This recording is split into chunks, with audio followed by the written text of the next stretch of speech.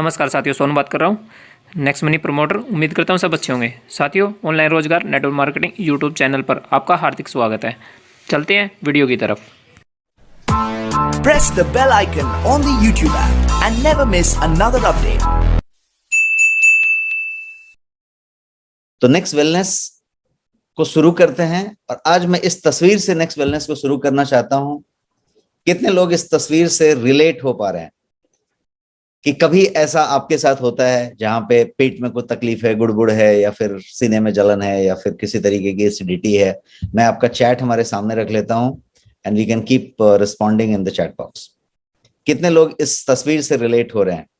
आज के इस मॉडर्न लाइफ में मुझे लगता है कि बहुत कम लोग होंगे जो कहेंगे कि मैं इससे रिलेट नहीं होता हूं। शायद किसी का महीने में एक बार होता होगा, किसी का सप्ताह में एक बार होता होगा, किसी को महीने में बहुत बार होता होगा, सप्ताह में बहुत बार होता होगा, और किसी के लिए हर दिन की ये सिचुएशन होगी। कुछ लोग खाना खाने से भी डरते होंगे क्योंकि खा लिया तो प्रॉब्लम होगा। खाना देख के तकलीफ होती है कि खा लिया तो फिर तो बहुत दिक्कत होगा। तो इस तरीके की सिचुएशन बहुत लोगों के पास आई थिंक दिखाई पड़ती है।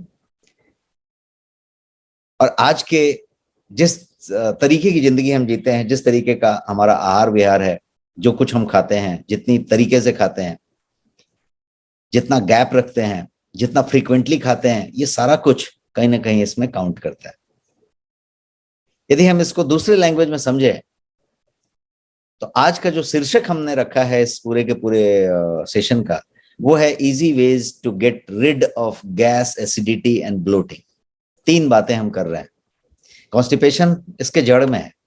कॉन्स्टिपेशन होगा तो एसिडिटी की संभावना ज्यादा बनेगी, गैस की संभावना ज्यादा बनेगी, ब्लोटिंग ज्यादा होगा, बिकॉज आपका जीआई ट्रैक्ट का एंड ब्लॉक्ड है।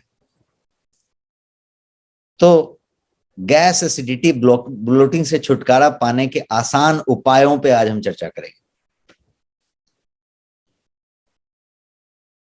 ये सारे के सारे जो गैस की बात करें, एसिडिटी की बात करें, ब्लोटिंग की बात करें, इस जो कुछ भी हम बात करें, ये सब कहीं ना कहीं एक चीज से कनेक्टेड है, और वो चीज है डाइजेशन, पाचन, हमारा पाचन। और पाचन काफी इंपॉर्टेंट होता है। तो पाचन पे थोड़ा सा हम 1-2 मिनट बिता लें ताकि हम आगे की चीजों को ज्यादा बढ़िया से समझ पाए। अजीत जी सेइंग दैट आवाज नहीं आ रही है। कैन समवन कंफर्म आवाज आ रही है? यस सर, आपकी आवाज आ रही है। उनका कुछ प्रॉब्लम है। अजीत जी आप अपने को रिफ्रेश करें, रिसेट करें, अनम्यूट कर लें, कहीं पे सेट नहीं होगा तो। आगे बढ़ते हैं। और जैसा मैं बता रहा था कि ये सारा कुछ, आप ब्लोटिंग बोलो, एसिडिटी बोलो, गैस बोलो, ये सारा कुछ डाइजेशन से कनेक्टेड है।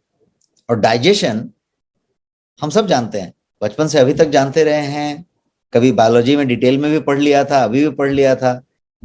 तो डाइजेशन हम सब जानते हैं, लेकिन एक ऐसे तरीके से जानते हैं कि जिस डाइजेशन का हम ख्याल ज्यादा नहीं रखते।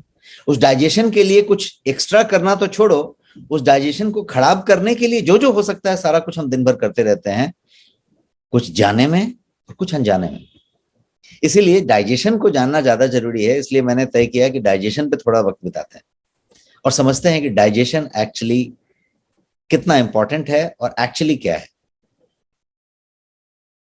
डाइजेशन को यदि एक टर्म में कहा जाए तो ये एक प्रोसेस है, और इस प्रोसेस में एक प्रक्रिया है जिसमें क्या होता है, तो जो कुछ भी आप खाते हैं, what ever you eat is broken down into smaller pieces.